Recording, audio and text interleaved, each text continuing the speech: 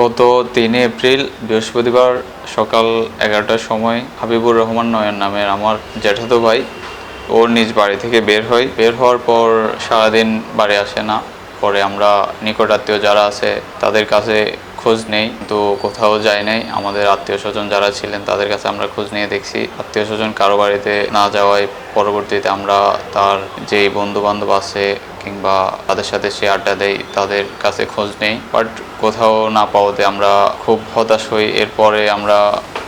এরপর বিভিন্নভাবে আমরা চেষ্টা করি, খুঁজি তাকে, কোথাও পাই না। পরে থানায় জিডি করি, এরপর হারানো বিজ্ঞপ্তি পোস্টার ছাপাই, বিভিন্ন মাধ্যমে সেটা প্রচার করি, বিভিন্ন জায়গায় সেটা লাগাই, কিন্তু কোনোভাবে কোনো সন্ধান পাওয়া যায়নি। এভাবে আজকে 9 দিন হয়ে যাচ্ছে, এখনো পর্যন্ত কোনো সন্ধান পাওয়া যায়নি। হারিয়ে যাওয়া ব্যক্তির নাম হচ্ছে হাবিবুর রহমান নয়ন, আর তার বাবার নাম হচ্ছে মোহাম্মদ নিজামুদ্দিন। তার বাড়ি হচ্ছে পূর্ব জোটখালি নিজাম সর্দারের বাড়ি।